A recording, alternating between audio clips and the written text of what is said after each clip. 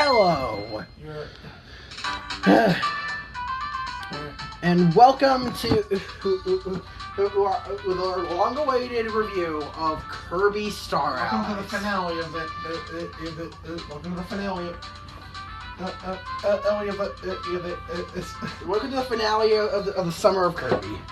Today I kind of promised this a while. It's a long time ago. And it's technically not even coming out on the 20th, since this video is obviously going to be longer than 36 minutes. So you ready to see some aliens? Why are you like this? Yeah. So finally, we are here. Never thought I'd say it. We're here. We're reviewing Kirby Star Allies. And the music you're listening to right now is Title Screen, Kirby Star Allies GBA version by Will Fox Piano. Will Fox is one word. Okay. It's been a long time coming.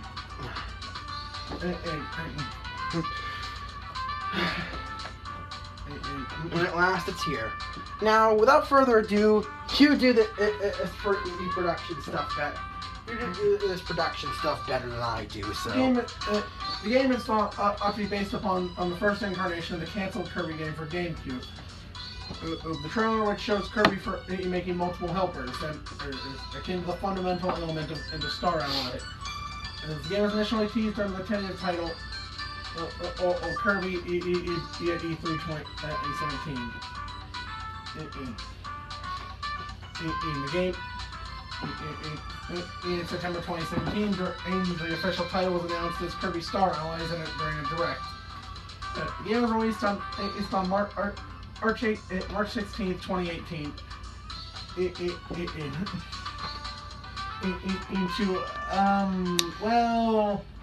Look at these scores. You know, I can't.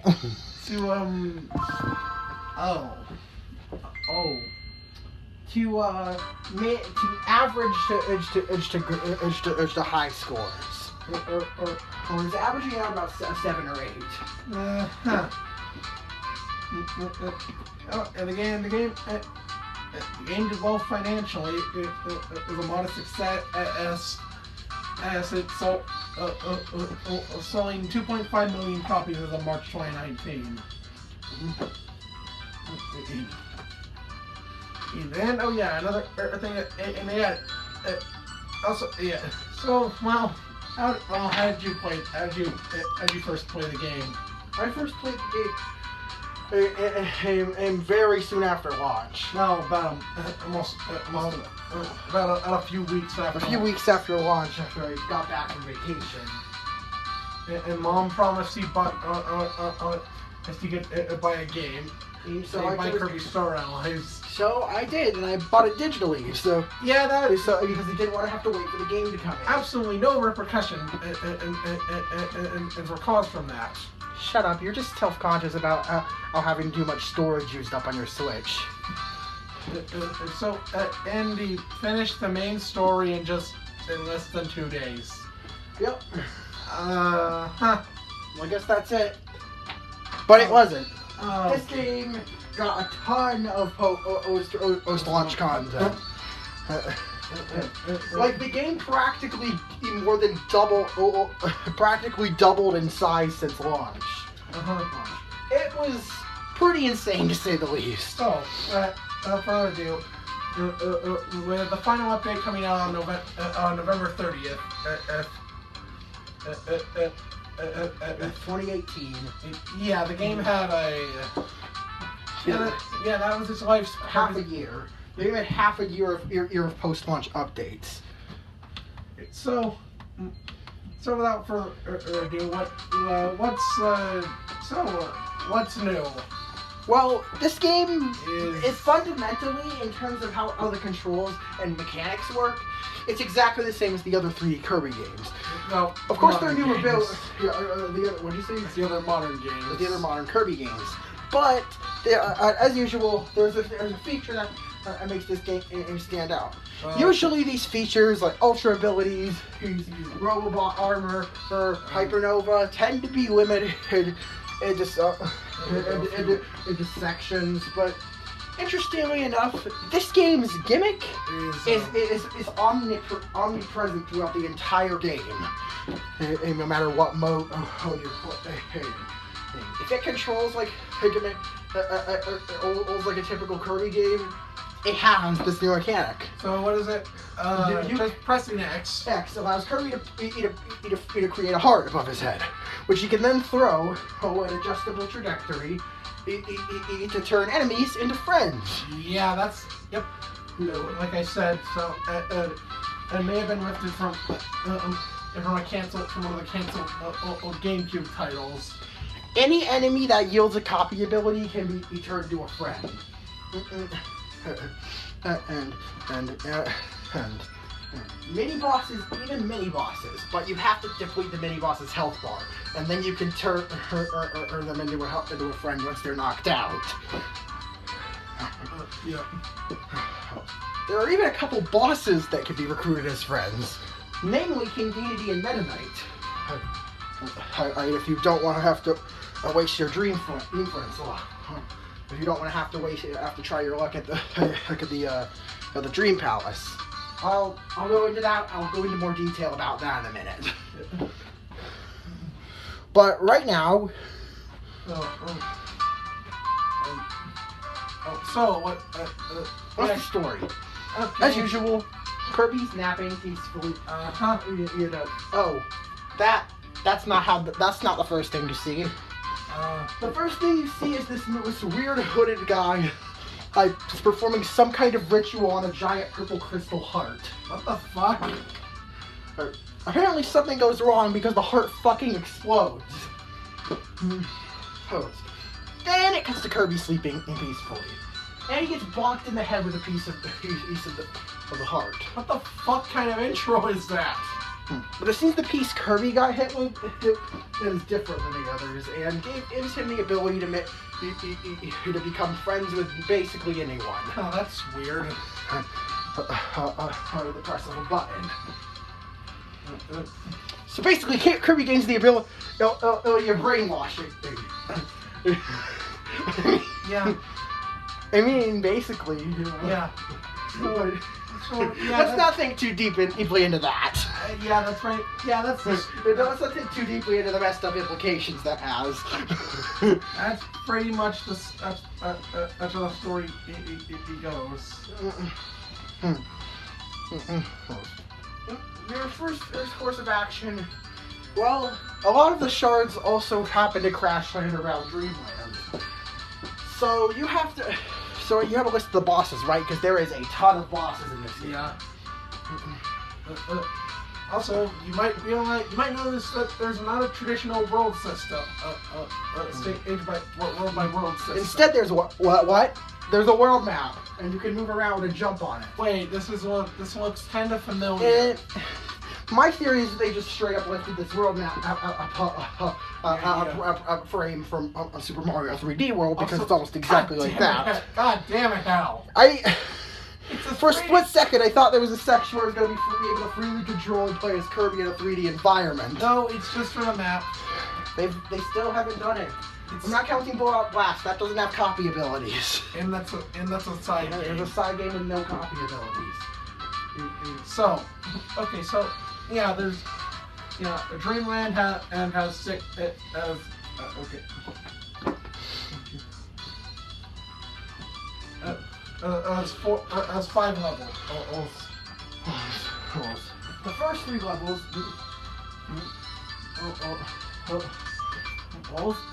Green Gardens, Donut Dome, Honey Hill don't have anything special to offer. Well, yeah, you might find these collectibles. They're rainbow puzzle pieces. The blue ones don't stay permanently collected. They do add to your puzzle piece total, but they can be grinded. Rainbow puzzle pieces, however, after you've already collected them, will be replaced with giant gray puzzle pieces that give you 3 regular puzzle pieces. Oh boy, I bet you need these for. So what do these do? They create. They give you the real ending. Actually, they serve no real functional purpose. It's actually to get some neat little bonus art. Made by several The staff members at HAL. representing Representing a vast majority of Kirby's adventures. Now, at launch, the game didn't have very many of these portraits. Well, not a few. It didn't have nearly as many as we got post-launch. These are a real treat. The art so styles between each picture are so unique and different. And it's really satisfying to finally finish an image and get to take in its full glory. So, I think this is a good way to handle collectibles rather than gating your progression based on how much you explore. It's just something you can do. It's only there if you want it. It's completely optional. So yeah. And I believe the game even tells you. Well, I believe if you're missing a rainbow puzzle piece, the game even tells you on either the map screen or the puzzle piece screen what level all the missing puzzle pieces in. Yeah, I remember you thought you were gonna have to look up a guide on where to find them. But no, when I go into the map, there's a little icon next to a level, and if there's a blacked out puzzle piece, that shows it's uncollected. And they're in pretty easy spots. And thankfully, each level, I don't believe every level has a rainbow puzzle piece, and there's never more than one in the level. Yeah. Oh yeah. So. Okay. Yeah, I think. Anyway, moving on to Fruity Forest. That's where you encounter your first boss. Guess who? God damn it! It's Wispy Woods. Except this time it's not a stand-in. It's just straight up Wispy Woods. Okay, what? Alright. So, also, neat little thing I aim to point out is how elements work in this game. Yeah, remember the element and system? Well, there's 5 elements. Yeah, only 5. Fire, water, ice, wind, and spark. Oh, I'm sorry. Sorry, plasma. Sizzle. I'm sorry. Sizzle, chill, bill, splash, ash. Sizzle, chill, splash, zap, and bluster. Okay, yeah. So, oh yeah, what are the abilities here? Here. Well, actually, might be surprised by some eyes. In Popstar, you can find Beam, Bomb, Cook, Cutter, Festival. It's another new screen move. Fire, Hammer, Ice, Ninja, Parasol, Plasma, Stone, Suplex, Sword, Water, Whip, and Yo-Yo. Hey, Water and Suplex are back. Yep. And wait a minute. There's a couple of new things to point out here. Specifically, 2 abilities. 2 new abilities that you might have seen originally. I've seen before in the series. These were things with similar ideas, but were just screen nukes. But now they've revived Paint and Broom. Yeah, Broom. Paint and Broom Kirby spiritually in the form of Artist and Cleaning Kirby. So, Artist Kirby, well, it's a very simple ability. It's simple but effective. In terms of offense, you basically just slash your paintbrush. Nothing too crazy. And you can actually. But you can. Right. And I believe there's also you can also craft a sculpture that you could use to whack your opponent with. But the most interesting part is that if you press down, you can. I don't remember the exact button combination, but you can paint a basket of food to heal your allies. Yep. So, yeah. And I don't believe this uses up Artist like it does with Cook. But it doesn't heal as much, and it does have a cooldown, so you can't spam this. So, what would you get? But it has average offense in trade for her healing ability. So what would you give it? I'll give artist an 8. Hey, it's a solid ability. And there's cleaning. Cleaning is actually pretty fun. Fun. I never thought I'd say that. Here you get the return of a few new friends. A few friends. Nago, Pitch, and Choo Choo. oh my god. Yep, they return of each having their own move with the. They each get a move using the what's it called? Using cleaning. Yeah. So, well, it's extremely great. Yeah. See, it's In fact, they all get their act. You can use all 3 of their cleaning abilities from Dreamland 3. Yep. Cleaning Choo Choo, allowing you to fly. Allowing you to hover through the air and drop sparkles. And cleaning Nago, which allows you to do for a dash attack. That can sweep up enemies along your way. Right? And cleaning Pitch, which allows you to lob a massive ball of water at your opponents. Not only this, but there's something else that's pretty great about cleaning. A lot of abilities, these can add elements to other abilities. However, usually they're limited to only one. Cleaning, however, can add both the splash and bluster effect to other characters' abilities. Making it by far the most versatile ability in terms of assisting your allies. Elements. Well, what would you rate this? I'll rate cleaning a 10. It's such a neat callback, and it's practical. Oh, and I love the fact that you get to use it to apply 2 different element effects to your allies. So, and that's it for those abilities. Yeah. Also, Wispy gets the same rating as always. But interesting to note, after you beat him, you can actually throw a heart at him, and he'll stop crying and drop healing items for you. So then ends Clash at Castle DDD.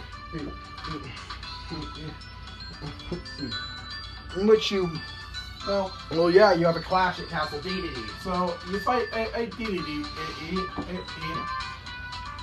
right? Mhm. Well, except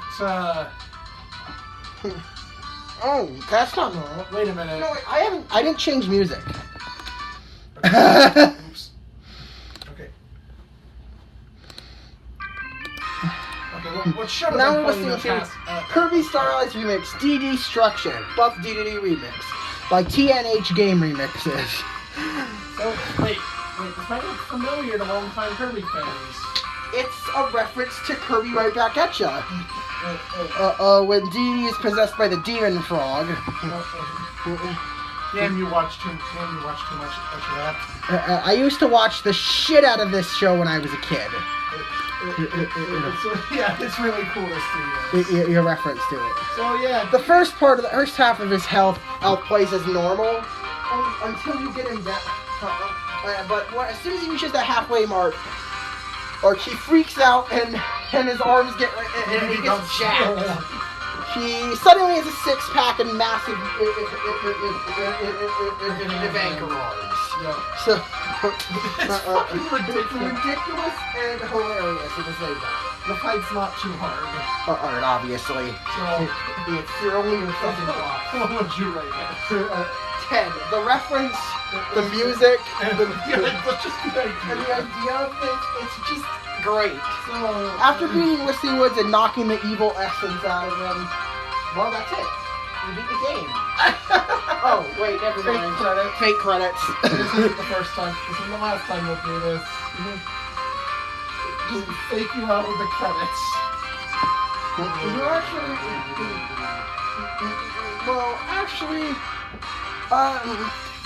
A massive ship drops from the sky.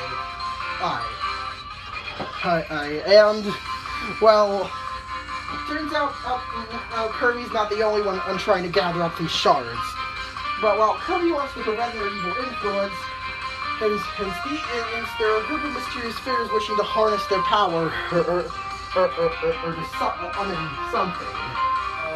Okay. So, yeah. Yeah, roll up piece Greenland. So next we move on to Dreamland. Also, I feel the need to mention a couple things. Friend abilities. There are 4 or 5. I believe there are 4.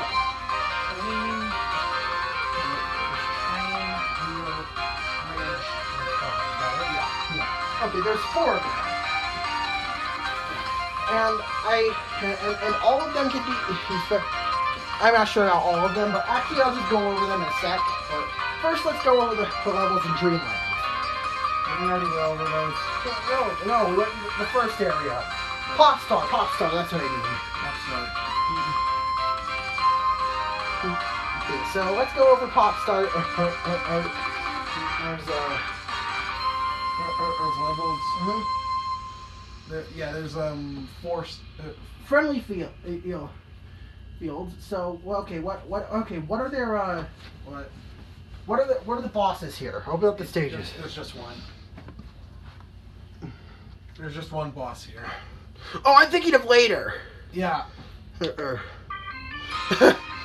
I didn't know when I said that. So the boss here. All right, yeah.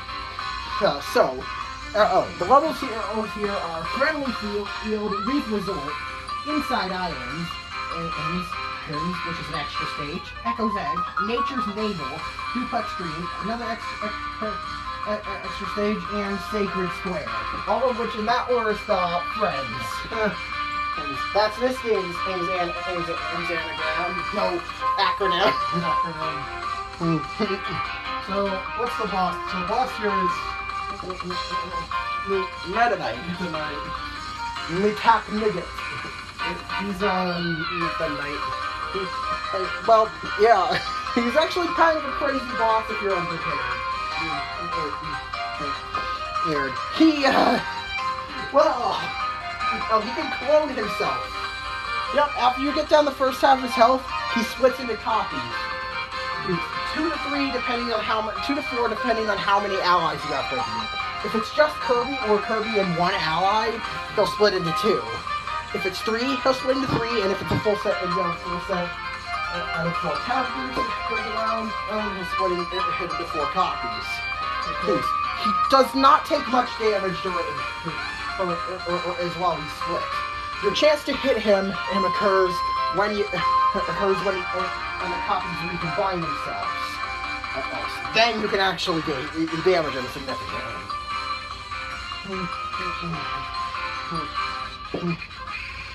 So yeah. So hey, I thought you're gonna. So you can can't you recruit Meta Knight and DD? Yep. Oh, I forgot to mention, and after D&D, you can throw a heart at him, and he'll join your side. There's not another fake credit scene after this one. I believe after you beat Meta Knight. By the way, you can also throw a friend heart at him. You get another. You get another fake credit scene. He really likes to do that. So, that segues into a new mechanic, right?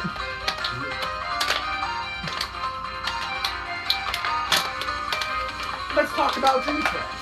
So, the ones available at launch, it was the main 4. The main 3. Dream Friends are different from regular friends.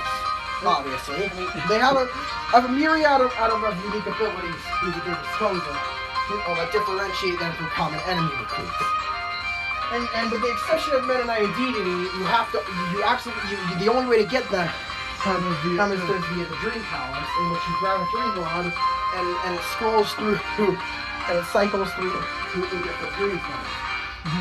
So it's in a line. By the way, this never runs out. You can just wait till it moves super slow if you don't like the randomness factor. Have you ever gone on these 3 in depth before? So yeah, let's go into these a little more in depth. First up is Indiana Waddle D. Out of the original 3, he's the only one you have to go to the Dream Palace to get. Bandana D he fights with a spear Kirby.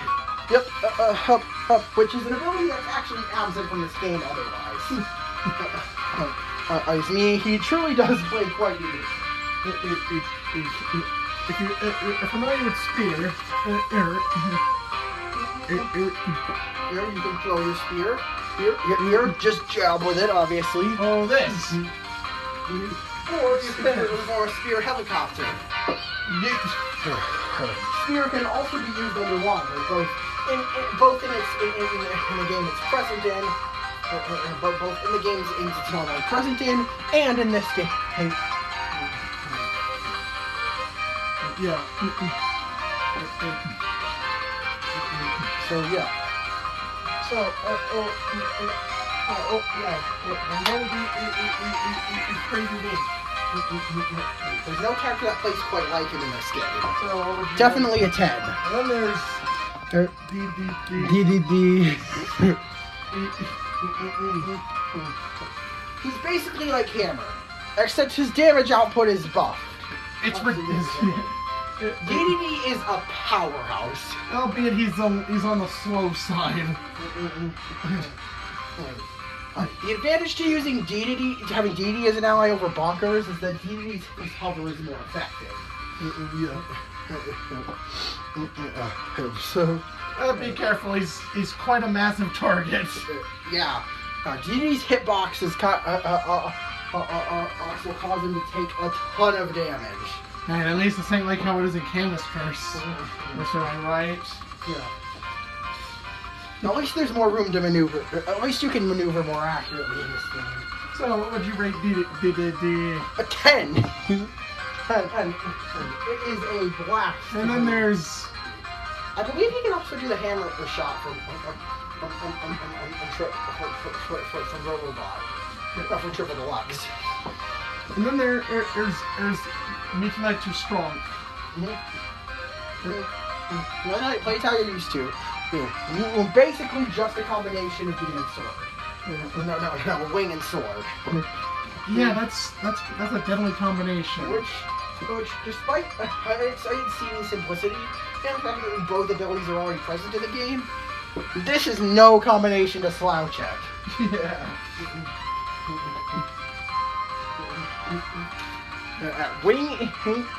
Wing has absurd mobility and an active damage hurt box while flying. And sword is just a good versatile offensive option. When you roll this amazing mobility and versatile offense into one character, you have a force of Earth to be reckoned with. Meta Knight feels as powerful as he should. Feels just as powerful as he should. At least he's not overpowered. He's absolutely a 10. Yep. So, okay, so yeah, on to level 3. So, Jim Bastion. Well, yeah, first I'm going to go over some of the dream for the friend abilities. First, friend heal. With this, you roll around and roll and basically the only input you put is jumping. You can jump over pits or change paths. Or grab collectibles. Yeah. Friend wheel, am I rating these? No. Yeah. There's also friend train, where your only input is jumping. You move directly forward. Hey, wait a minute. But friend train can run on walls. That's what differentiates it from friend wheel. Also, they're in a line instead of a wheel.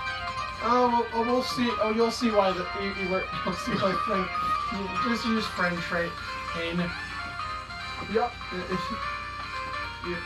And there's a fourth one. But you don't get access to that until later or in this world. So we'll save that one for just a little later. So yeah, those are the friend abilities. Yep. So welcome to Jam Bastion. How many bosses are here? 4. Alright. Okay. So the first boss is fun and fun. Okay, so, what are the levels here? The levels don't have names. Yeah. You just kind of play through the levels on the world map until you reach a boss.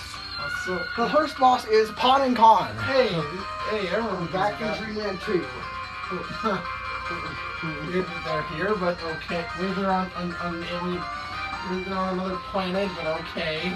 Apparently, they've also been recruited into the Jamba military somehow. Yeah. Either way, these two are these two different from how they used to they were originally? They actually do have a new trick up their sleeves.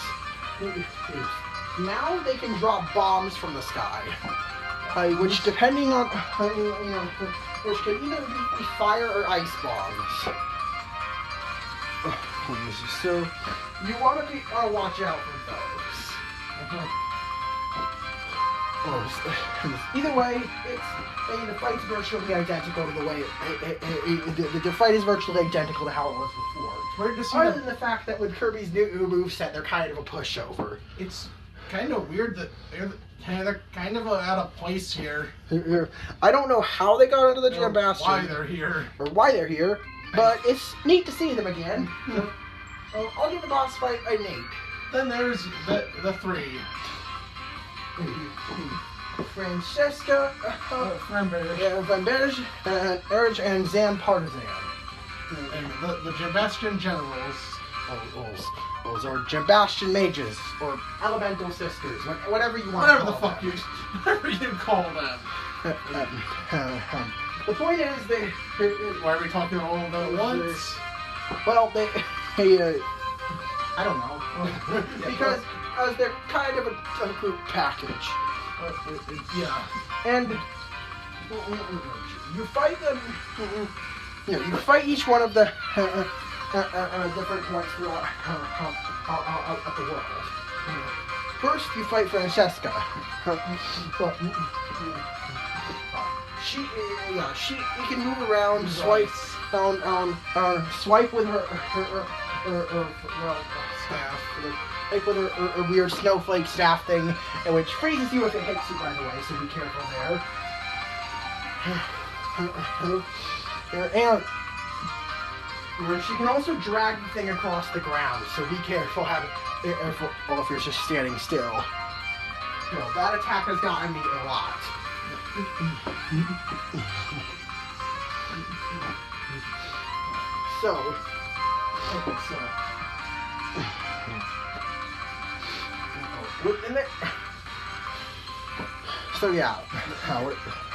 Francesca is a pretty standard boss fight. She's the first and arguably the easiest of the 3 elemental sisters. So yeah. I'll leave this boss fight an 8. As for Flamberge, she's a little bit more difficult than Francesca. She gets mad that you hurt her sister, or then lashes out at you. I didn't know they were siblings. I thought they were lovers or something. Oh, and then you found out. I was like, oh, they're siblings. Oh, that was an awkward thing to find out. Okay. Anyways, with that awkwardness aside, Flamberge's attacks involve fire. Well, fire, flame. It's kind of obvious.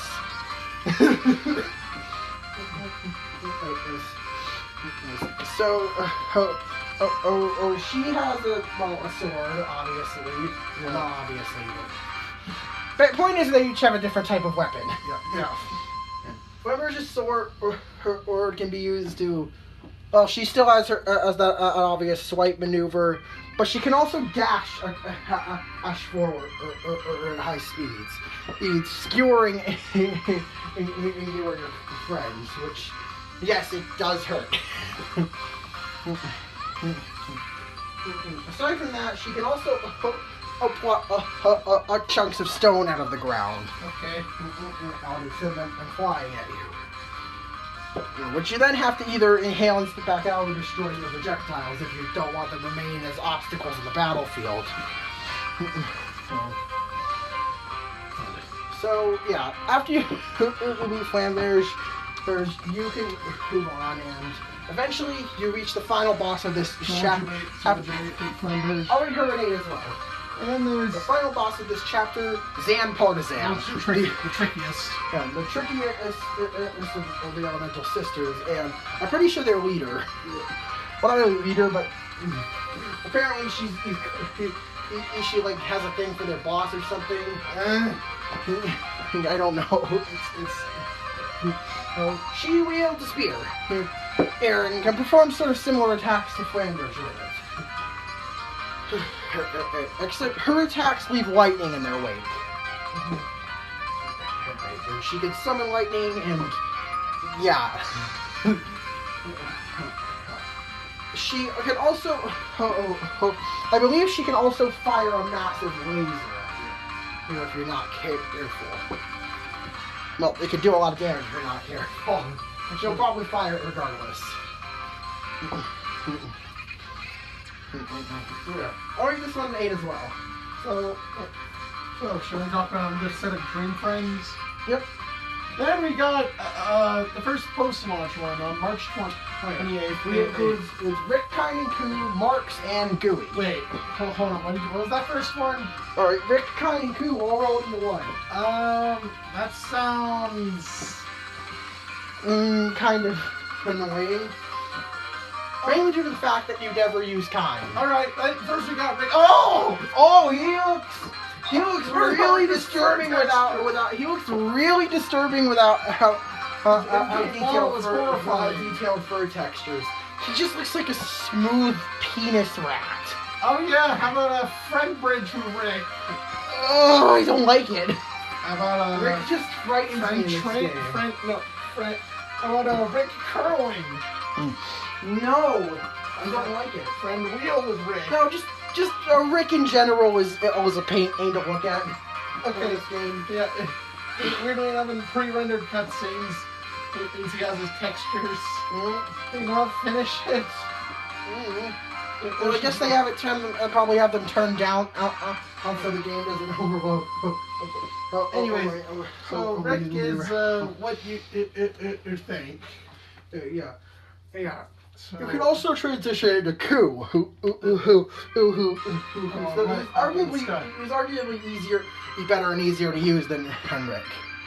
Like with his air cutter and parasol dash. Rick can turn into a stone in roll a short period of time, and he can also breathe fire, but that's about it. And then there's Kyne. If you press down while in the air or on the ground, Kyne flops around for a second, and he damages himself and the enemies he comes into contact with. Oh, ow. Is he useful in the water? Yeah, at least he has his time to shine when you're in the water. There aren't very many water sections. What would you rate this clusterfuck? And all Kyne can do underwater is create a circle of ice around himself, which, like in his original appearance, it freezes him if he holds it for too long. Which kind of sucks when that's your only attack. What would you rate this clusterfuck of a slot? 7. They could have been handled way better. I don't think they could have worked with individual characters, but maybe they could have a switch out mechanic or something. I mean, I'm sure they'd be able to find a way to figure it out. I know they would. We'll discuss why I know that later. So then there's... Oh, that's a fun. Huh. Yeah, and then there's Marks. That's a pleasant surprise. Wait, what's Marks? Wait, I thought Marks was destroyed. No, he's alive. What? He can roll around on his ball, kick it at enemies, and then regenerate it and kick it again. And he can use some of his boss. He can also fly again. Fly. Like freely, with wings reminiscent of his boss battle, and he can spit balls out of his mouth.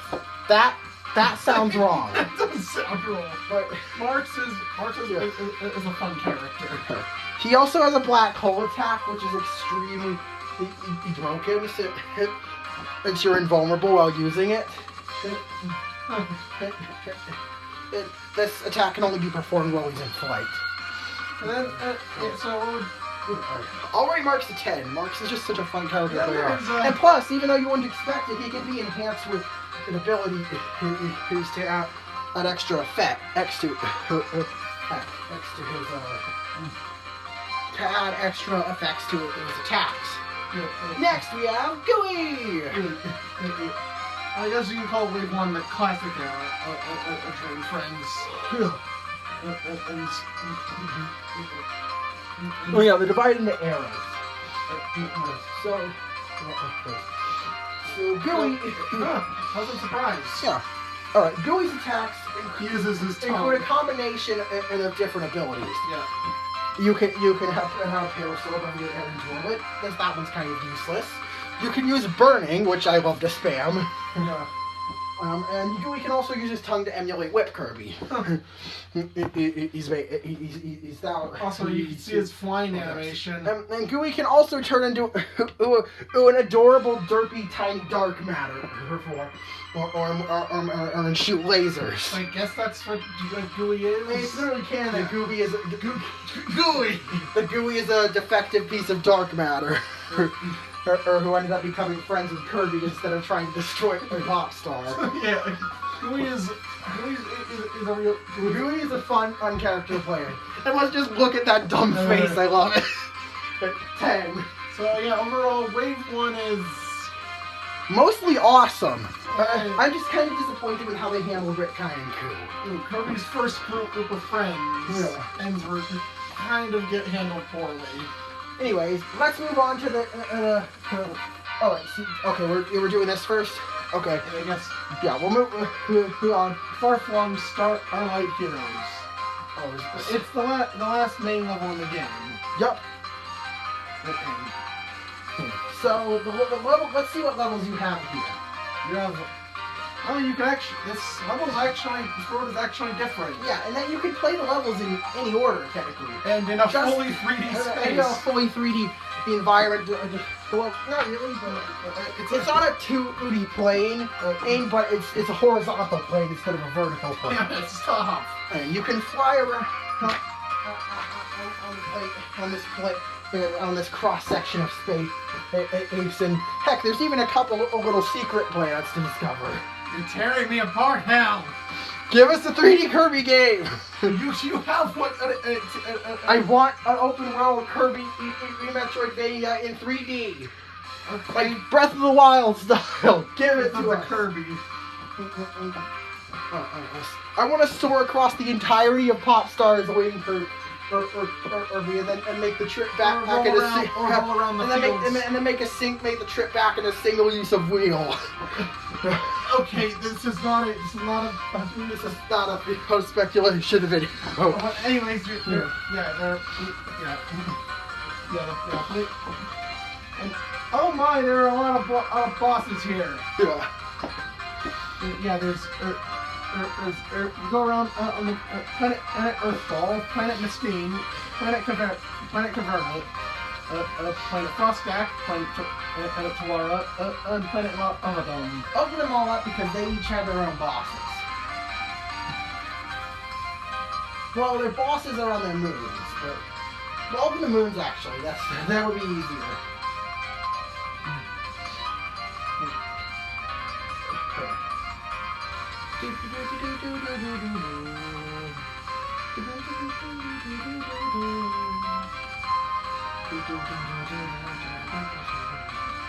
So the first, so the boss in the first world. All right, go on. Oh, there's still an ability we haven't gone over. Oh yeah, there's still one ability. Two abilities we haven't gone over right now, which I think it's about time we get to. One of the Dream Friends uses the ability, so it's kind of hard to go over. Spider. After appearing since the original Dreamland, Tomos finally serve a purpose. You could befriend them or inhale them to get the Spider copy ability, which allows you to create webs. Okay,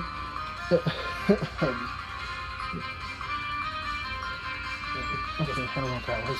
Which allows you to create webs and sling enemies around. It's kind of like a more fun and satisfying version of whip. Yeah. But you actually have projectiles instead of just a ranged attack. You can also create massive amounts of web around yourself all at once, and you can and if you charge up a large web, you can have multiple enemies trapped in it at once. And then you could just let's grab another enemy and slam into all of them at once. It's really cool. It's cool. It's a really cool and satisfying ability. And I am so happy to see this introduced. 10. So next up is Staff Kirby. Might This came out of nowhere. might look familiar to people. Yeah. It's this. Written by Kirby's hat. It's based on. It's from. It's the staff from the Chinese novel. Well, Journey to the West. Sun Wukong on staff. Yeah. You can extend and It's extremely versatile and powerful. You can use it as a pogo stick. You could perform a swinging combo with it, which reaches absurd distances for a melee weapon. And if you want, you can and buff that at already amazing power even more by adding an element to it. Oh my god. Yeah, it's pretty crazy. And honestly, I'm gonna say it, out of all of the weapon abilities in this game, the stuff that you can add permanent and element effects to, like bomb, sword, cutter, stuff like that. This one is my favorite hit in this game. So, alright, so the boss It's is definitely a 10. So the boss is, yeah, that's only 4 new abilities we haven't covered. But don't worry, the game it has more content than just a handful of new abilities. So the bosses here are. Oh boy. Well, on the first planet, you battle. Well, after you beat Planet Earthfall, then it's time to move onto its moon, the Falluna moon. Where you fight Wispy Woods again. Wow, that was easy. And then why isn't the level over? Wait, why did a cherry just come at me? So if you move forward, you find Iggy Woods. Wait, what? I guess an older, stronger Wispy Woods. And who can, by the way, drop absurd amounts of cherries. Okay.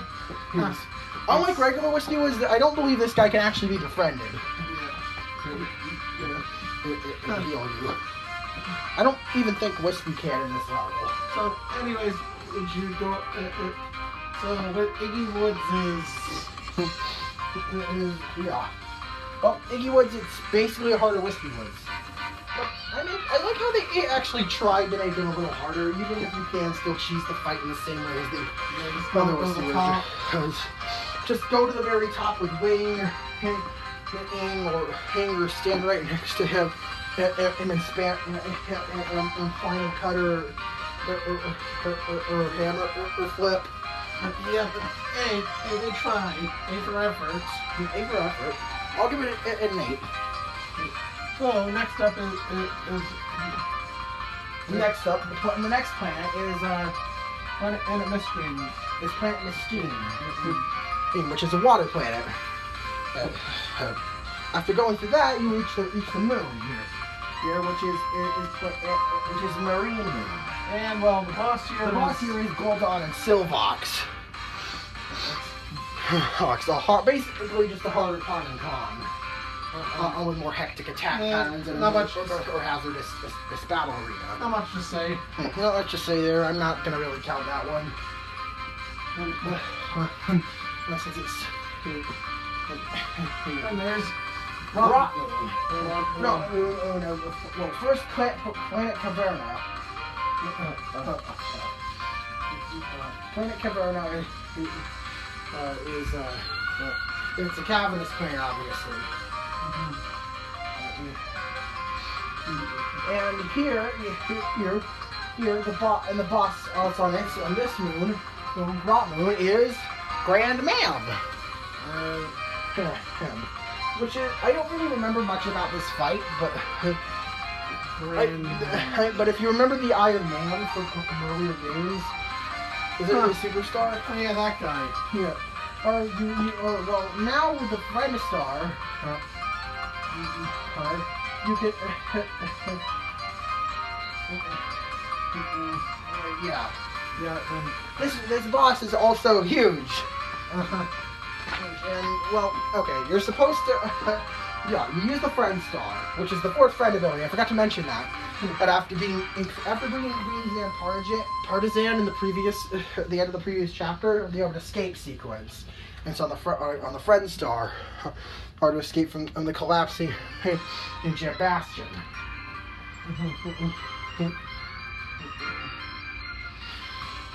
And, well, yeah. Using the Friend Star, you're supposed to use a cutter, or Fire Star to. Alright, I forgot to mention how Friend Star functions. Basically, you fly around and shoot projectiles. These projectiles always come in different types. I believe there are exactly 8 types. Standard, cutter, exactly 7 types. Standard, cutter, bluster, sizzle, chill, zap, and splash. Oh no, there are 8 because there's also a stone variant, which can be obtained with either stone or hammer ability. So yeah, that's interesting, I guess. Okay, so either way, you need to use a fire or iron cutter ability. You need to cut the bombs loose and cause them to detonate and make Grand Man vulnerable. Okay. And after beating this boss, you move on. No rating. Rating, I'll give it a 8. I don't really remember this boss fight much. Roseville Moon. Oh, it is the moon of the planet Frost Tack. Planet Frost Tack is obviously it's an ice planet. And here you jump. And at the end of Blizzard Moon, you rematch Francesca. She actually has a new move, super move, in which she her super move was where she shakes up a bottle of I guess soda-loaded water gun. And fires a concentrated but slow-moving stream. You see, the secret here is that you want to use ice or electric elemental attack.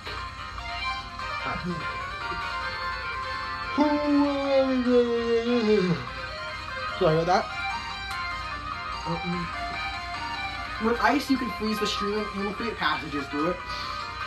And with Zap, with enough energy, you can cause Francisca to stop the attack entirely and get stunned. By the way, we were supposed to attack the stream, not Francesca. Oh, you didn't mention you guys had weaknesses. Oh yeah, they do have weaknesses. Francesca in particular is weak to spark, arc. Is weak to electricity. Okay. So, yeah. Yeah, it fights the same. Yep. And there's Gebel Moon. Moon, which is the planet. What's the planet? Planet Tawara. After you beat that, you reach Gebel Moon, where you fight Krakow. Alright, you fought Krakow earlier on. I completely forgot about that. Yeah, not much to say about Krakow. Oh, we've already been over it anyways. Yep. He does split into a twin variant now, though. Krakow, he actually has the same weaknesses as Francesca. You can freeze Krakow solid or electrocute him while doing his downpour attack. This works in both the big Krakow and twin Krakow modes. Okay. Yeah, not much to say. Moving on, the next planet It is called Star Lava Dome. So yeah, not a planet, it's a star. Yeah, so And the moon landing is called Cislighting. Obviously, these are themed around fire, and well, the last one is a nice theme where you fought Francesca. Guess who you fought here? Ding, ding, ding. You're correct. It's Flame Bears. yeah. Hurting attack and we'll setting up a cannon.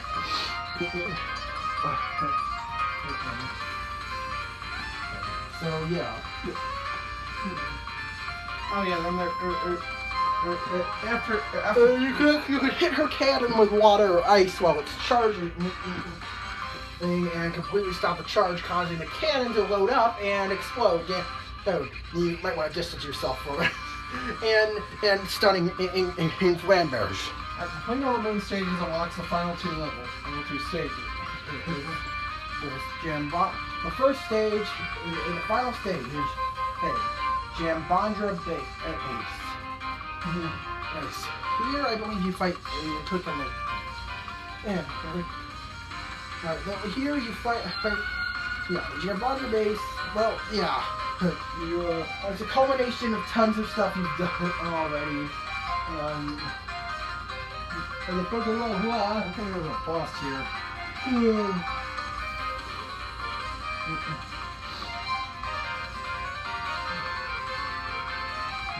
No, there isn't a boss. No, there isn't a boss here. But in the next level, oh boy.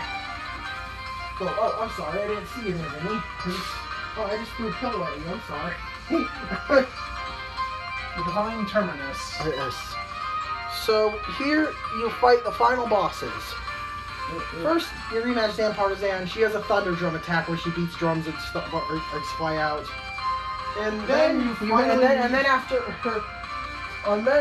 And you can hit her with water to or to stun her or cause the drums to explode. But that's not all. Well, before you fight the true final boss, you have another fight to go through. Meet, gentlemen. Meet Lord Highness. Might know. So by the way, right now you're listening to Versus. Well, I'll tell you the name of the song in a minute. And so, but it's by Will Fox Piano again. Oh, you see what they were at? You finally meet the guy from the intro. Lord Highness. Yeah. So what does he want? Also, someone on the Zan Partisan talks about obsessively, and is quite clearly obsessed with. And I guess he's their boss or something.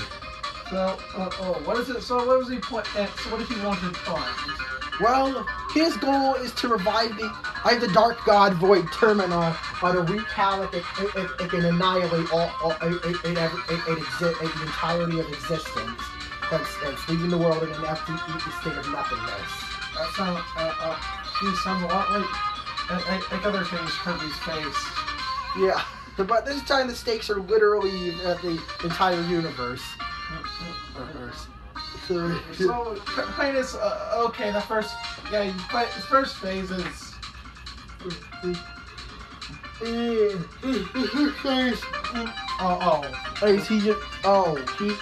I don't even recognize his attacks most of the time. He just kind of shoots a few projectiles at him. He dies, but he dies super fast.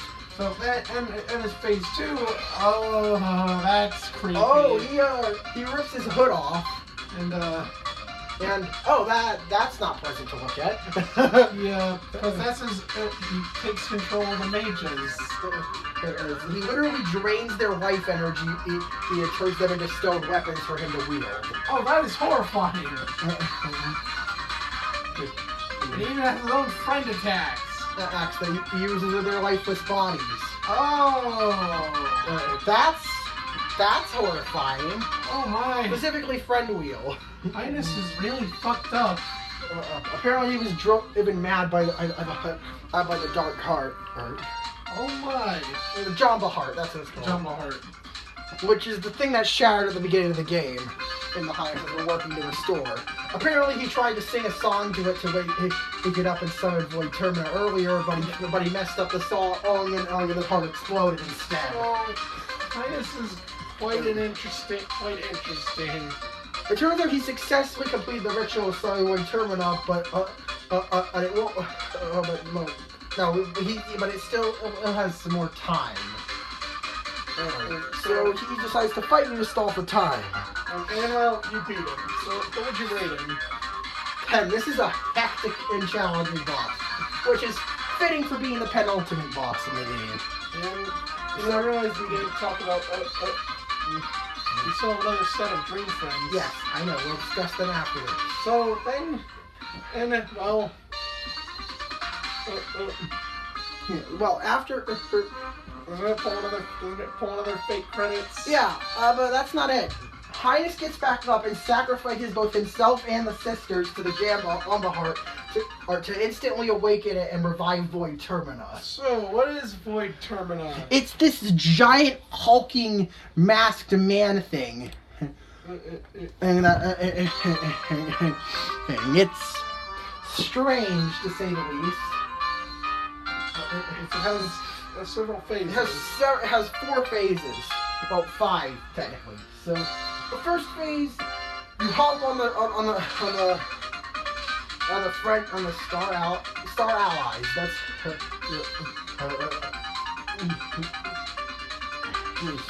I don't remember the exact name, but yeah, that is literally the final ability is called Star Allies. Where Kirby and his friends hop on a massive version of the Friend Star. And you control it on a 3D battlefield. Where you can hop around. And avoid Void Termina as it happens. You need to shoot it at its point. You need to shoot it at its weak points. Its weak points, it has 5 eyes on its body. The only one will be open at a time, though. You have to aim for the open eye, and after you hit it enough, it'll burst and the next eye will open. His health bar is divided into 5 segments in a very similar manner to her Magor or Spinal for the battle with Magor and her the Dreamland. Yeah.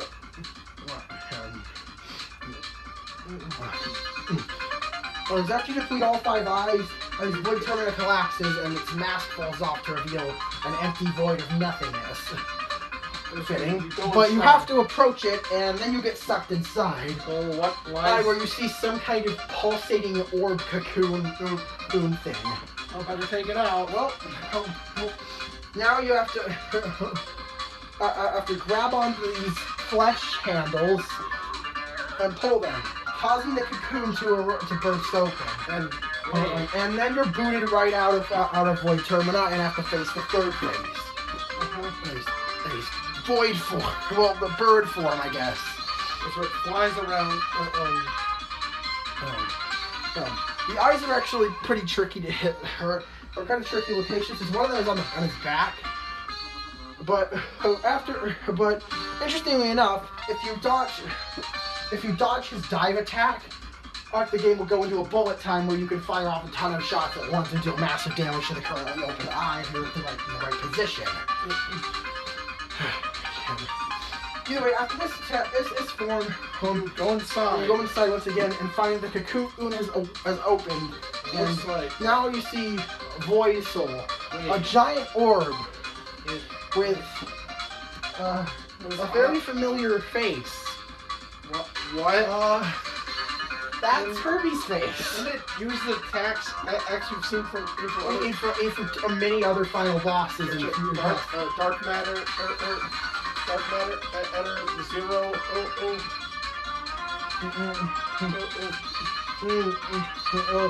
Drossia Soul.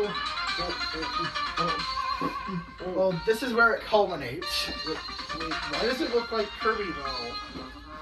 Well, the implication here is that Kirby is the same type of being as Void Termina. Kirby is actually he's some kind of eldritch abomination that just decides you rather save the universe and destroy it.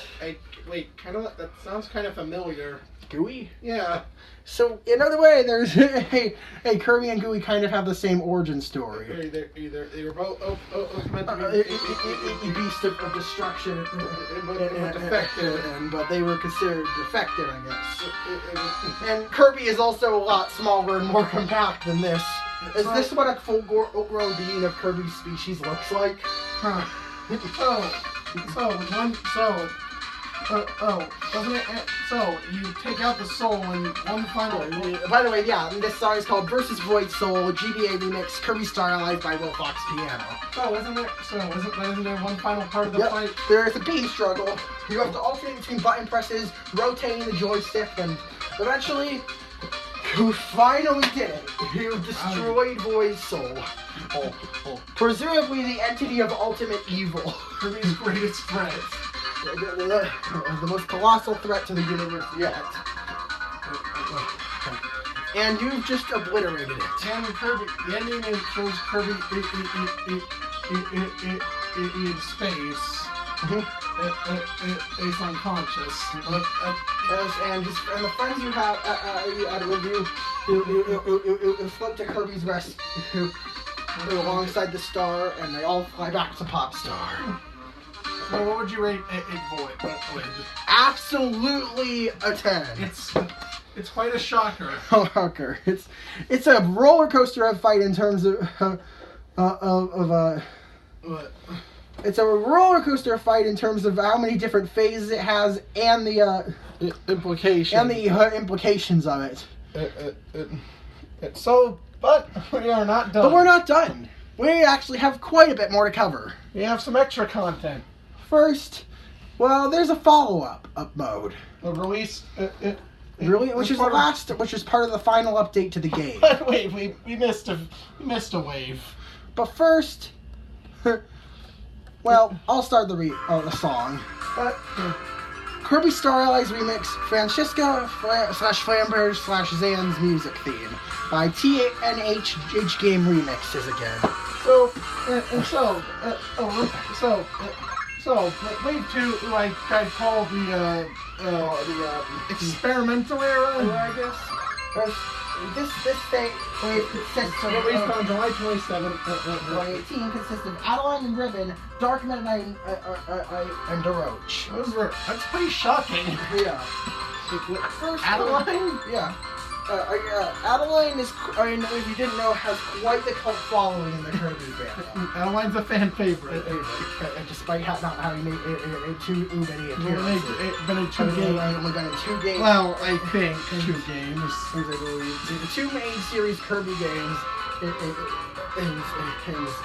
With only those appearances, she managed to become one of the most popular characters of the fandom. So what does Adeline have that makes her different? Well, Adeline, I basically has artist Kirby. She also has an increased healing ability. That's much stronger than regular artists. In the same way, DDD is a more effective version of Hammer. But unlike DDD, Adeline actually comes with a few more tricks up her sleeve.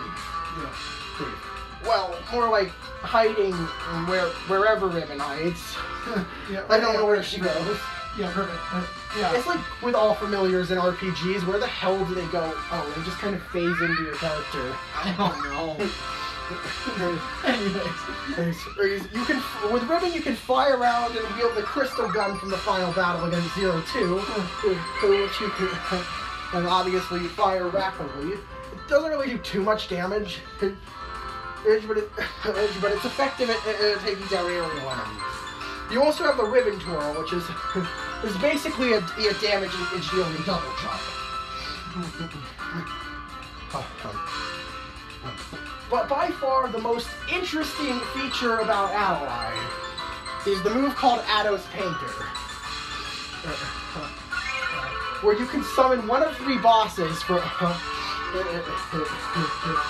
in a scribbly form to control. You can summon in the Ice Dragon. You can ride it too. And you can ride it around and stop and breathe ice while moving forward. You also unlock the. You can all. That one's pretty standard, and then and there's Kracko, who also who functions similarly. Well, not similarly, but Kracko can fly around and shoot lightning. So yeah, Kracko is kind of broken. Be warned though, if they take. I'm pretty sure it doesn't take much to destroy these creations. Yeah. And also, I didn't know that you could hop off of them. I thought you had to manually be able to destroy. And the third one is, I don't remember or the name, but it's the Ninja Boss from Dreamland 2. This one can fire or its attacks from that game, playing those cutter things. Things while slowly descending, and you can also vanish.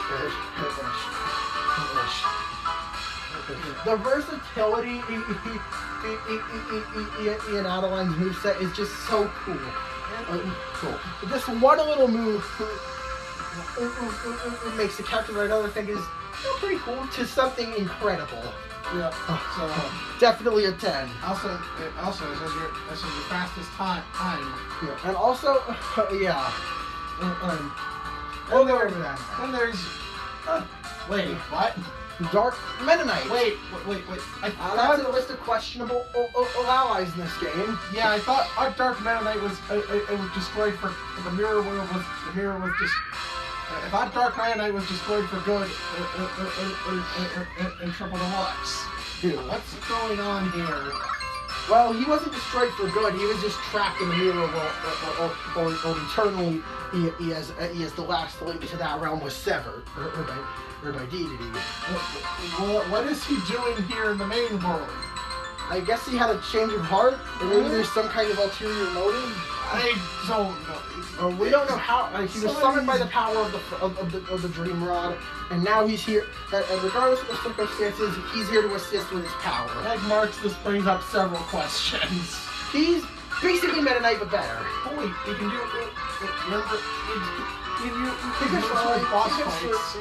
can sword, but he can also create other swords. He can also create sword spikes from the ground, from the sky, in front of him, all around. He can even go. He can do his mirror ring attack. Well, yeah, he has a few of mirrors moves. Really cool.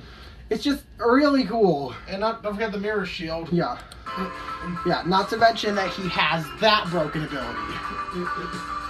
While guarding all small projectiles are transformed into stars and sent back to the actual the character that fired at them out in the first place.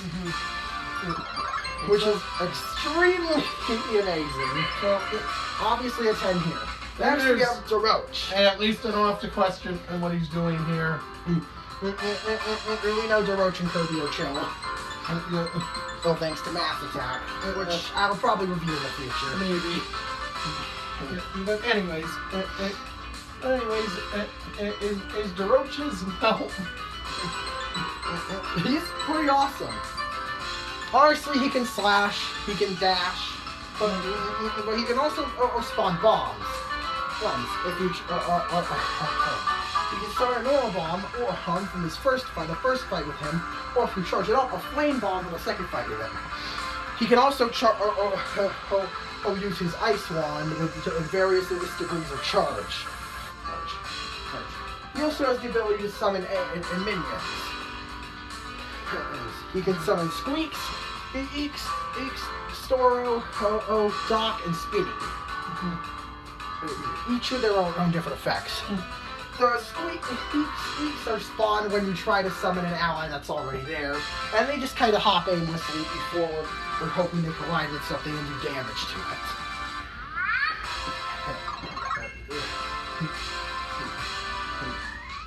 So, the others are more interesting though. Spinny, he marches forward until he comes into and even can fit into small spaces. He will also immediately claw at anything unbreakable or active or like bricks, an enemy, he ropes or switches that he comes in that he gets that he reaches during his walk. After Doc creates a shield around. Creates a spark shield around Roach. Doc is, not really a spawnable projectile, but something, he just assists you. Storo, which is the longest charge, you can, his hitbox is huge, as you could guess. He bounces forward and crushes enemies and does massive damage to bosses, too. Storo is no joke. DeRoche as a whole is just another versatile and fun character to use. Absolutely a 10. So, overall, Wave 2 was a lot more consistent in quality. Definitely a 10. And now for our post-launch Wave 3. The final wave. The modern era Deuteragonist, or Deuteragonist, or whatever. The modern era villains. Magolor, Taranza, and Susie. So first, at least Magolor and Taranza are on good terms with Kirby. Yeah, even if Magolor is only on good terms with Kirby in side games. Kirby Clash is in a separate reality, and I'm pretty sure, or it's canon, and that he apologized in his Dream Collection or something. I'm pretty sure that's a note that they added. I don't remember exactly. And Taranza was just trying to please his queen, until he realized she was too far gone. Taranza's just a choker. So Susie, we don't know her true motives, but I mean, she was kind of just trying to overthrow her father. Yeah. And take down on Stardream. At least he's told Ray's questions. Maybe Susie, maybe Magolor, but Taranza at least doesn't make any questions. So, anyways, what are there about? Oh boy, Magolor! Magolor is the most broken character in the game. Not gonna beat around the bush there. He has a fucking ultra sword attack. That gives you that has absurd range and power, and you're completely invincible while using it. Yep. You see, if you press, the same combo for the Ninja Blossom attack or the Water or Rainbow attack. That's what you use to use Ultra Sword. Yep. And Magolor lifts a massive sword above his head, lifts it, and pulls it back a little, and then swings it for her. Or to slice through who whatever is unfortunate enough to be in front of him. Wondering how he got through. And this, my friend, is how you do. This, my friend, is how you get you beat Soul Melter EX.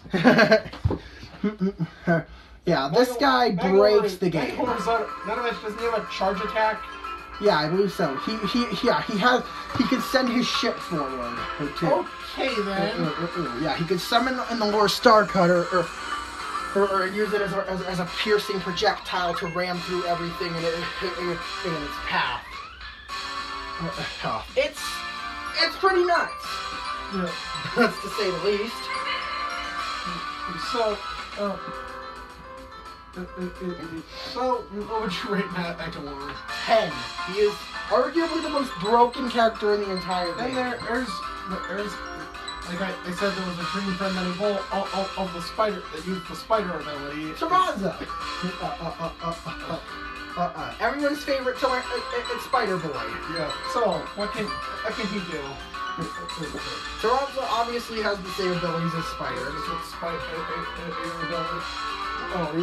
But he can also utilize. He can also summon a powerful Phantom of Queen Sectonia on a shoot down on a strong lightning attack.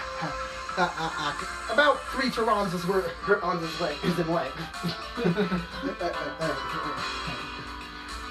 This is really great when you want when you know an enemy's like gonna do a certain powerful attack that you can't be near for, but you also want to set something there to damage them during that.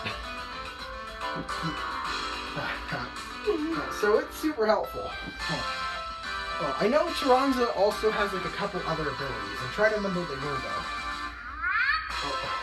I believe his web abilities, these are enhanced and he gets better range and spread of them too. So definitely a 10. If Spider's a 10, Tyranza's a 10. Then there's quite a unique one. Susie's a very unique character. And I forgot to mention, out of all the Dream Friends, and each wave has a member that can be enhanced. Aside from the that can be enhanced with elemental abilities, well, aside from the launch ones, in which all of them can be enhanced weapons. In Wave 1 you had Marks, in Wave 2 you had your Dark Meta Knight, and Wave 3 you had Susie. So what's Susie playing like? Susie wields a variety of gadgets, such as helicopter, which is a handled helicopter thing, and a gun, and a massive mech suit you can hop into and out of at will. Okay. As long as you have the space for it. I don't think you can't use it in tighter corridors. Interesting mechanics. And Susie is so fun to mess around with. Its different elements drastically change up how her gun functions. And the abilities her mech can use. Definitely a 10, and because of how much fun I had experimenting with this tech. So that's all of Wave 3, right? Yep. So let's move on to the sequel mode that we were just talking about before all this. Yes. Heroes in Another Dimension. So pretty much it's well, an alternate reality, an alternate ending, I guess. So we go. No. I'm pretty sure after the defeat of Void Termina, Highness is attempting to revive it or something. I don't remember the exact plotline of it, but either way, Highness is back, and you need to chase him into another dimension. Yeah, and this is quite different. This is very different. Mm-hmm. In order to see the true ending and unlock, well, we'll get to that. You need to collect all of these heart fragments. There are 4 stages in this, and each one focuses on a different wave of Dream Friends. Yeah. And obviously, this was released last since it launched alongside the final wave of Dream Friends. Until November 30th. So yeah. Boy, this was. Yeah, you guys, I thought. I thought the story was too easy. Well, fuck you. Pretty much, fuck you. This is insanely difficult. Oh, you have harder bosses. You face harder. You face a hyper difficult shadow version in a Whiskey Woods, King Deity, and Meta Knight. Oh my. All 3 of which are way harder than they sound. So, either way, in stage 1, you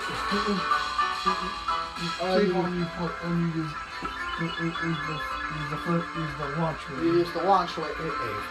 Basically, there are these doors that when you approach, you have to go through a particular level, and Kirby, he gets switched out for one of the Dream Friends. It's quite interesting.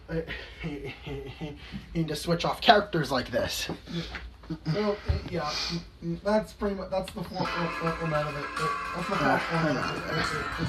So yeah, stage 1 focuses on, each of the 4 stages has 4 hearts to collect.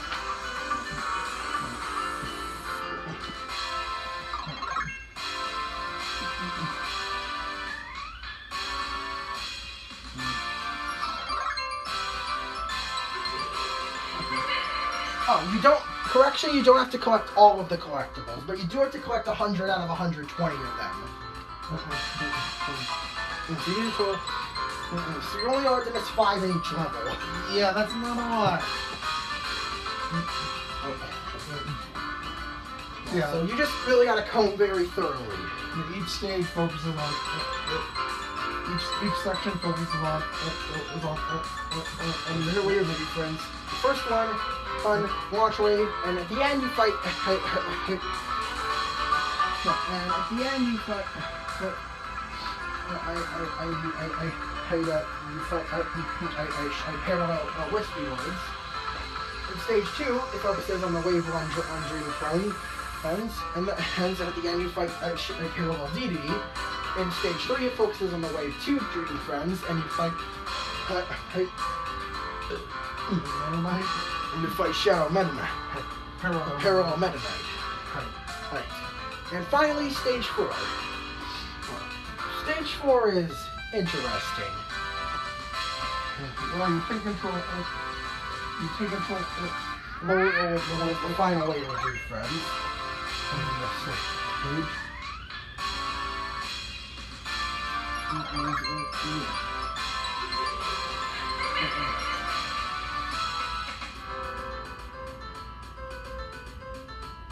Here's another dimension. Let me go to the page.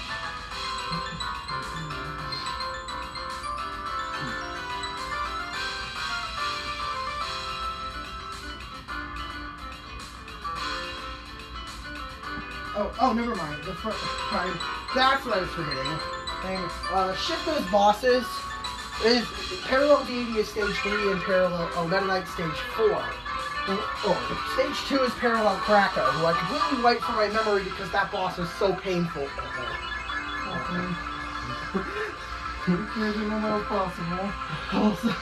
Yeah.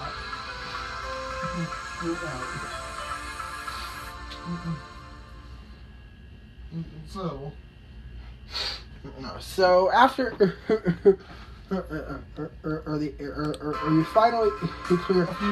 Assuming you got at least 100 of the 120 friend points, and then enter the final dimension. Then you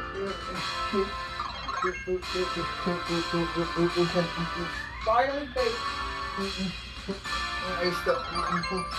the true boss. The final boss. First is Corrupt Highness. So you fight Highness's hooded form, or except you fight a much stronger version of Highness's hooded form that actually puts up a challenge. And the next stage, and true final boss is, oh boy! This one. Oh boy! You have to fight a tougher version of Francisca, Flamberge, and Zampartisan at the exact same time. And yes, they can use their super attacks at the same time. Oh no! This fight is pure pain and suffering. Well, you better have some amiibo with you. Yup. I literally had to use an Evo to beat this fight. I was almost dead by the time I beat it. Yeah, this is one hell of a fight. It's really something. So in the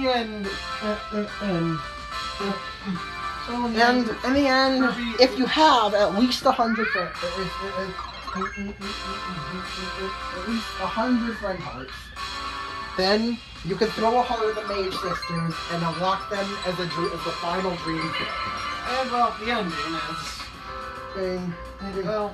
is where Highness and you restore Highness and the Sisters to their original state from before they were corrupted by the Jamba Heart, and they can finally go off and live in peace. So, now let's talk about those. So, remember how I got those three actually. Remember how we mentioned how terribly Reptile and Pooh were handled? These guys show how they should have been handled. Hold on. With a simple button combination, with a simple button press, you can switch out However you want to put it, Francesca, Flamberge, or Zen Partisan. Yeah, they all have their own abilities.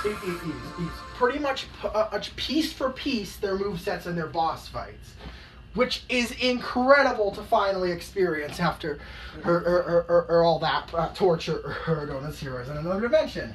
What would you rate the mode? I'll rate the mode is this really worth it? I'll rate it an 8. I would give it a perfect rating if it wasn't for the unforgivably difficult and brutal boss battles. Jesus. The stages are manageable. Oh, They're decently challenging and creatively designed. Make sure you grab all those friend... Well, if you miss a friend heart... Or you have to play through the entire stage again. But, yeah. If you want 100%, but... Stuff. But the bosses are insane. Yeah, this is why Kirby's meant to be a beginner-friendly series. Because when you try to artificially crank up the difficulty, things become straight up unfair. So, anyways, about the main ages. Well, I don't really have anything new to cover in terms of their movesets, since they function the same as they. But what's interesting to note is that with these guys as your allies, all combined, you can use 4 of the 5 abilities. You can enchant weapons with 4 of the 5 elements, which is pretty insane. I'm not gonna lie. Yeah.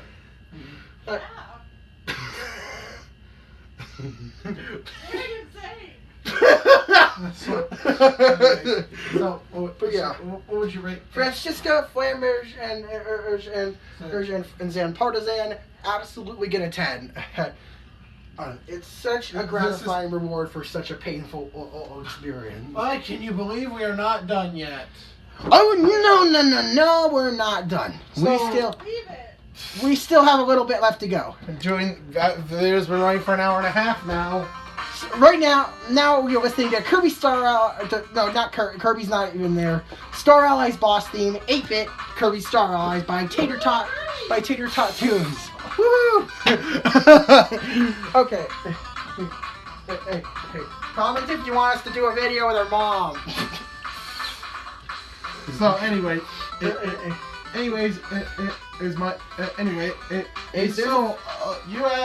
first there's the ultimate choice. Which is this game's version of the arena. So, and it's highly customizable, actually. You can choose. Oh, also the visuals of this. They're amazing. How much slowly tilting a bottle of hot sauce. How much spice do you want? How much spice do you want?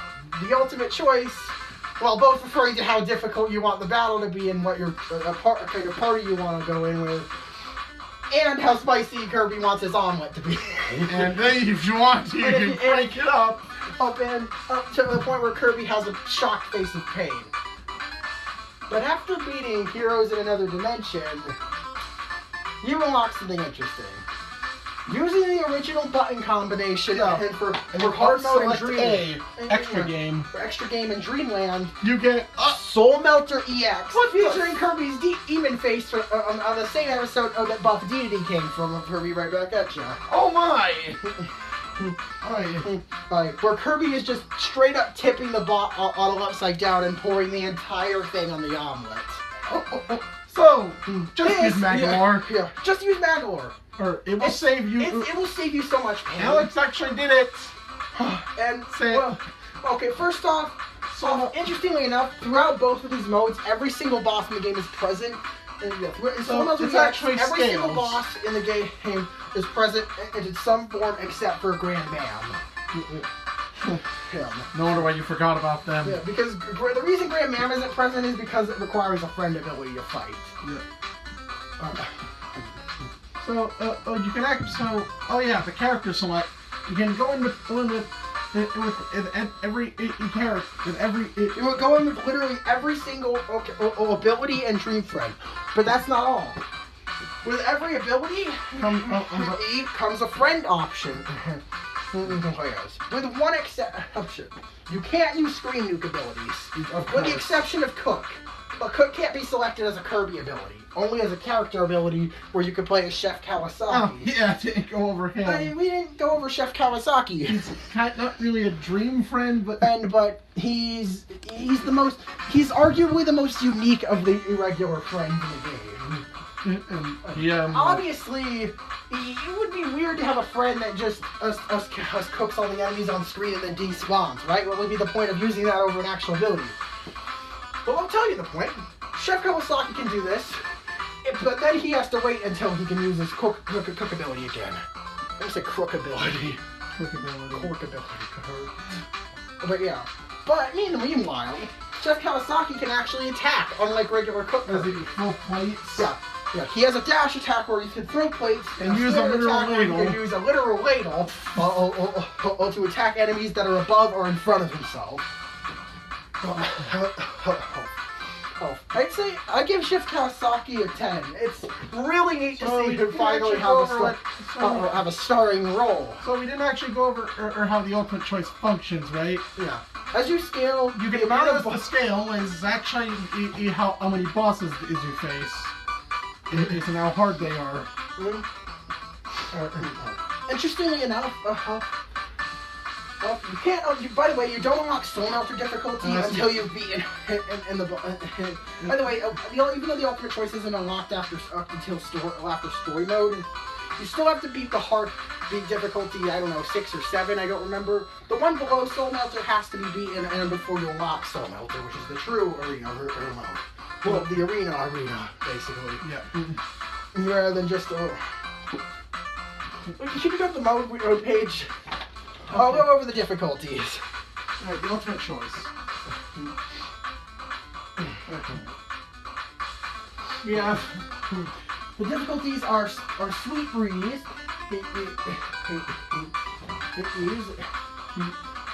By the way, with 4 battles, and you're rewarded with 3 puzzle pieces. Here you have a full set of 6 maximum tomatoes.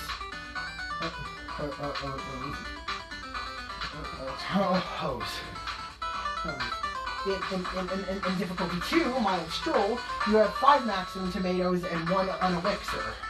Pet brew. One pet brew. There's 6 battles, and you're rewarded with it's in 4 picture pieces. In stage 3, that's the expedition, and you have 4 max tomatoes and 2 pet brews at your disposal. And there's 7 battles with 5 picture pieces of reward. Stage 4, Spicy Adventure, you have 3 maximum tomatoes and 3 pet brews at your disposal with 8 battles and 6 picture pieces. Oh boy. As your reward. In stage level 5, Sizzling in Threat, you have 2 max tomatoes. You have 2 max tomatoes and 4 pet brews. 9 battles. 9 battles and 7 picture pieces. In level 6, X Fiery Showdown, you have 1 max tomato and 5 pet brews with 10 battles and 9 picture pieces. And then the final base difficulty, level 7, Infernal Crisis. This gives you 6 pet brews, no maximum tomatoes, and 13 whopping 13 battles with 11 picture pieces as rewards. Then level 8. But after you beat Infernal Crisis, you can crank the difficulty meter up even higher to level S, Soul Melter. Where instead of pet brews or max tomatoes, you only have mini-tomatoes. Oh yeah, oh yay. Which are like unripe tomatoes. Those that only heal a small portion of your health. Well, rather than the full health or half health of actual tomatoes and pet brews heal. You know. And on top of that, you have the exact same boss lineup as Infernal Crisis plus a Void Soul at the end. Oh my! But you do get 4 extra puzzle pieces, is for 15 in this mode. And after you've beaten that, and at least once, and having beaten and Heroes in Another Dimension, you unlock SE difficulty, Soul Melter EX, with 2 maximum tomatoes, 2 pet brews, and 2 mini tomatoes. Seems forgiving in terms of. Then you gotta fight. But you have to fight 14 bosses plus Void Soul, and you get 25 picture pieces. Oh. The thing is, when there is a possibility you have to fight the hardest possible version of a boss. Alright. Oh, also to beat unlock Soul... I forgot to mention another requirement for unlocking Soul Alter or Soul Alter EX. Another mode you have to play first. Let's talk about this. There's a mode... Oh, you boy. remember how Kirby Triple Deluxe had DD Tour and Kirby Planet Robobot had Meta Nightmare Revenge. Right, returns. Nightmare Returns. And so Planet Robobot's gonna have like, so Star Allies is gonna have like Waddle D to the Bandana D to the Stars or something, or guest star mode. Guest star or question mark Question mark. That's or right. Star Allies Go. Yeah, that name sucks. Yeah, you can play through.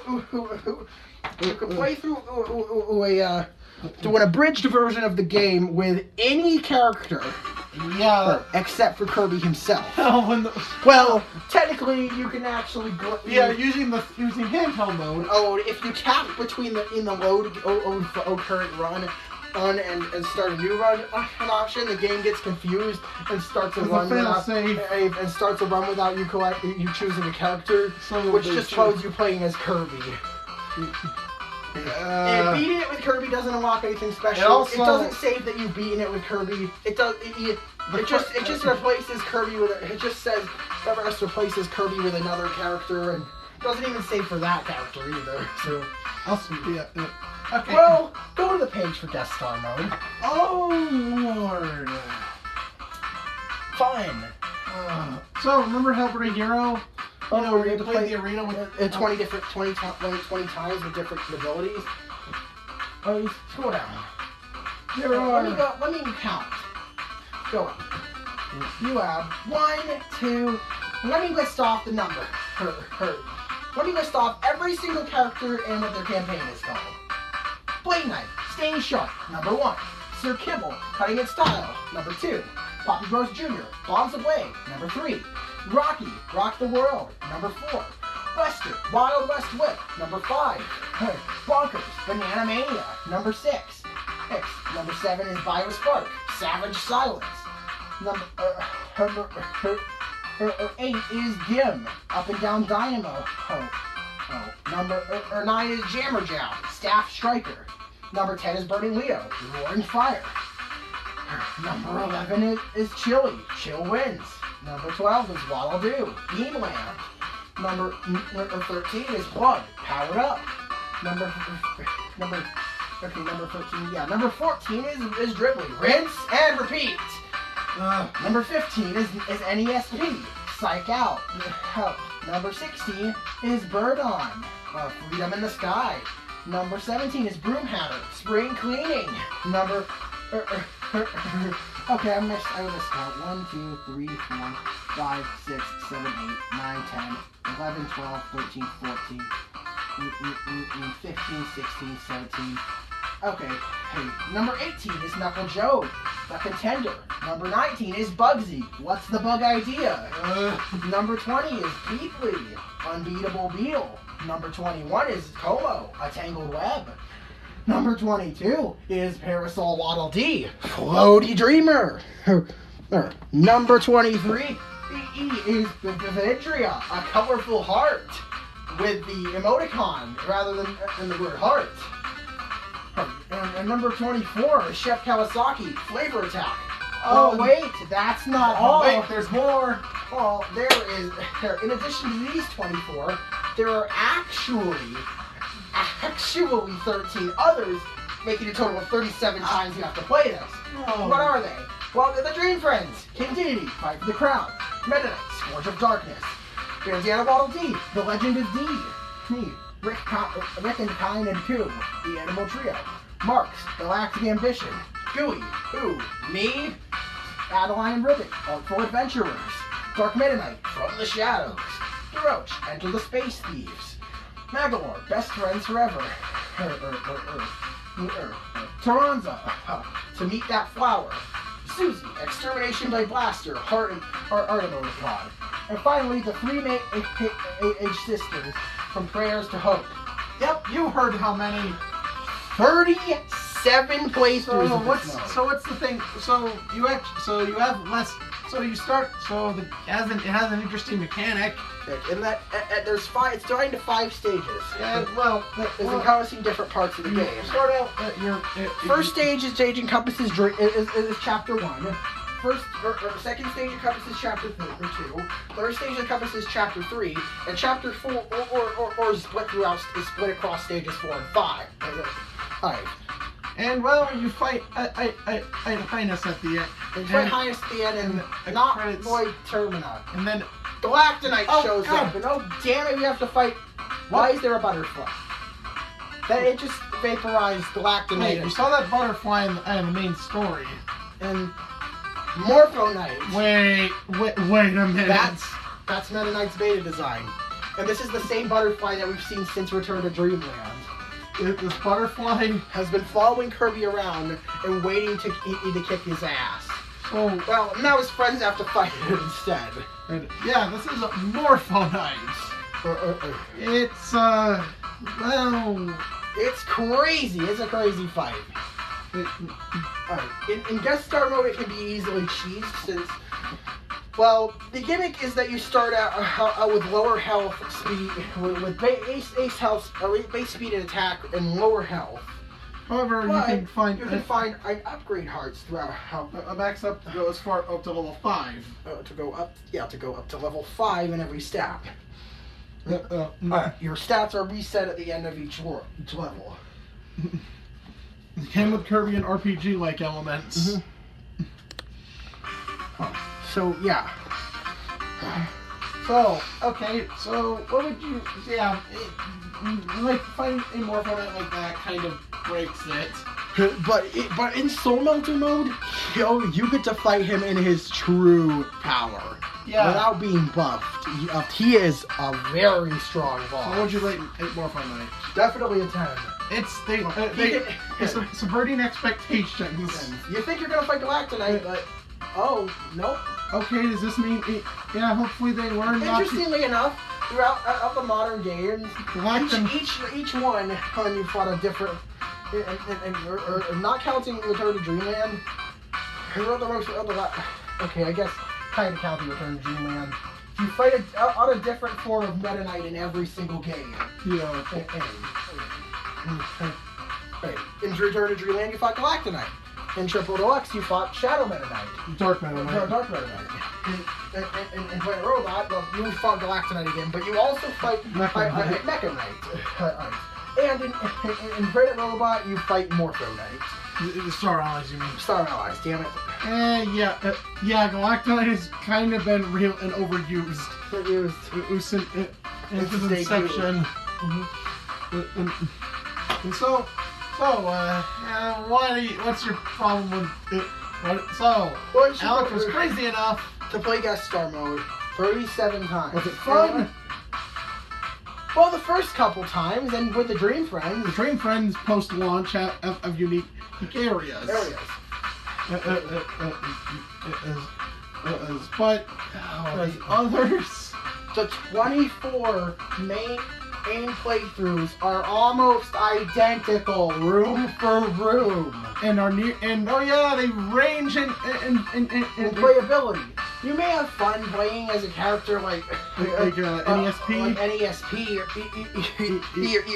or Sir Kibble, but what if you're stuck with someone like Rocky or Chef Kawasaki the entire game? Oh, Alex playing through Rocky only has one.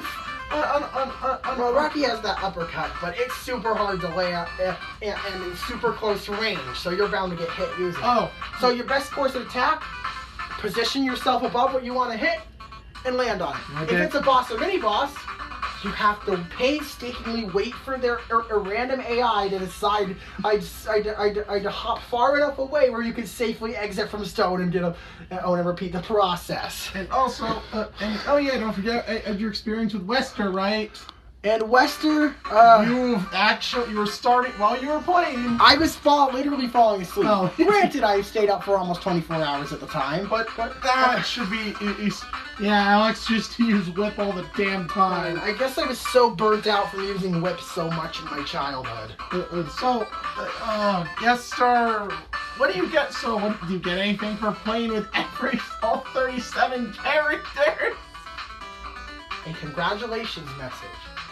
A fucking congratulations message. Not a special image, not a special cutscene, or a special or credit sequence, or track, or a special hidden character. Nothing. Helper the Hero The game just says, thank you.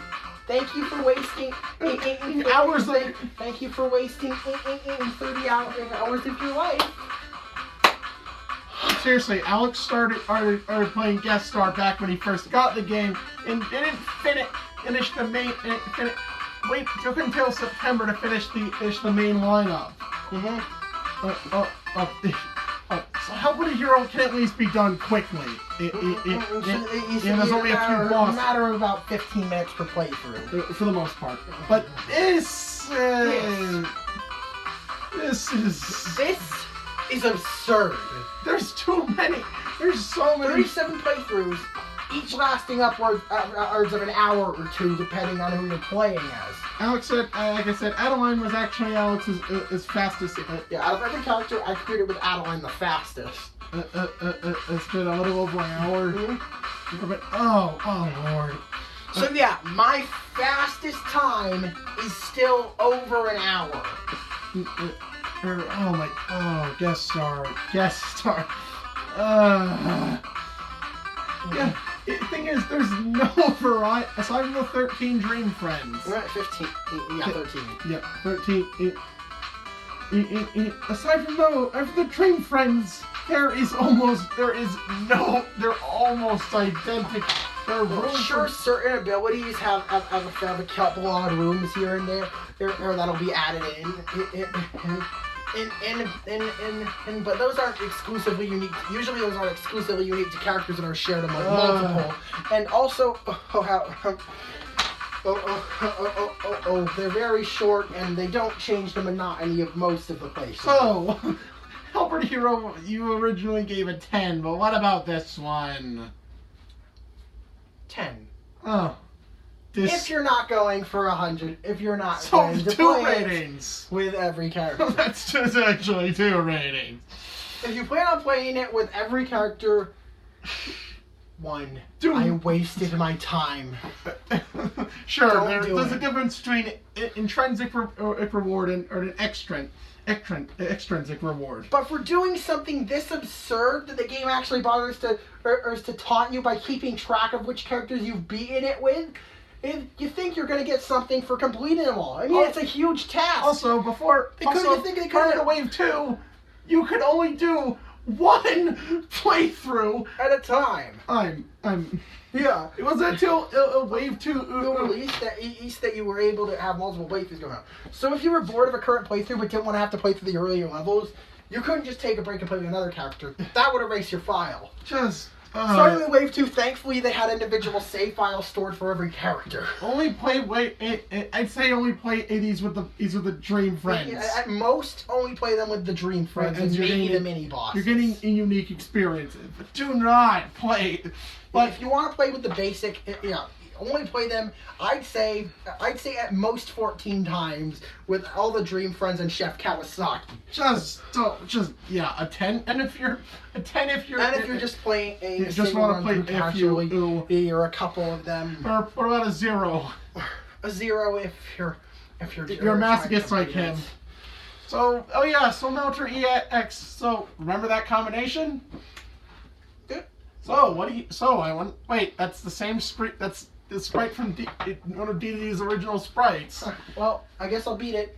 Ultra Sword. Also, Alex did it on my first try. Thanks to Magalor's. You barely required any amiibo, right? Yeah, because Magalor's Ultra Sword is that broken. Please. Even the 3 sisters don't stand a chance against the Ultra Sword. So, please give me something. Please don't just give me a...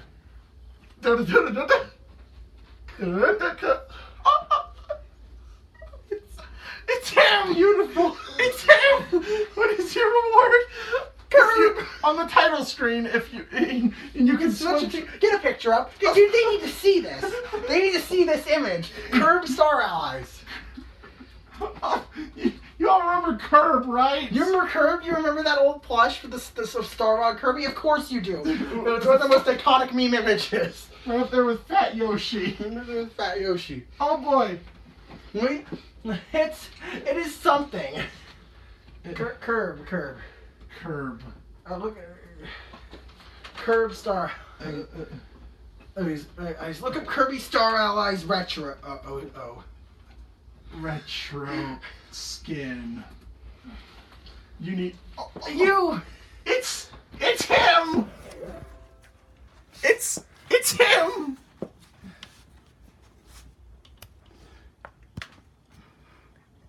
Move out of the way. I step out of the way.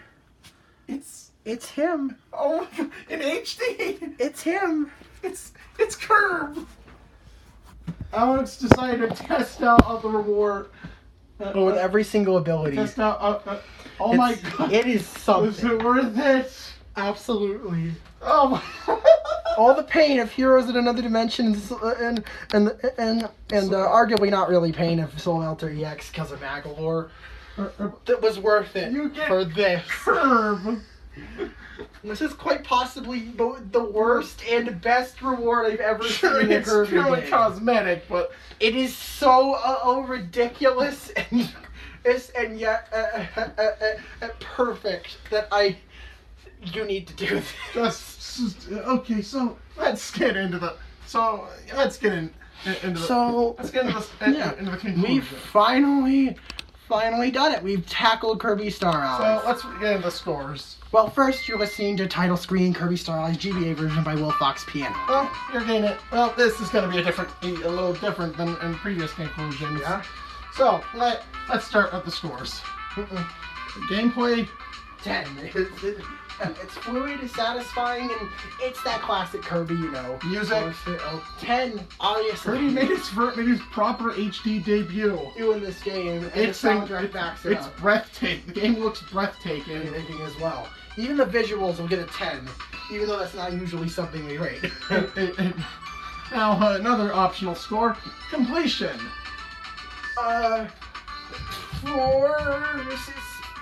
6, I guess. It depends on what you classify as completion. Do you want to? The main story is pretty easy. You Heroes in Another Dimension can go fuck itself. For Soul Melter EX, just spam Magalore. Or if you want to beat Soul Melter, then you have to play the easiest difficulty and it'll be over in no time.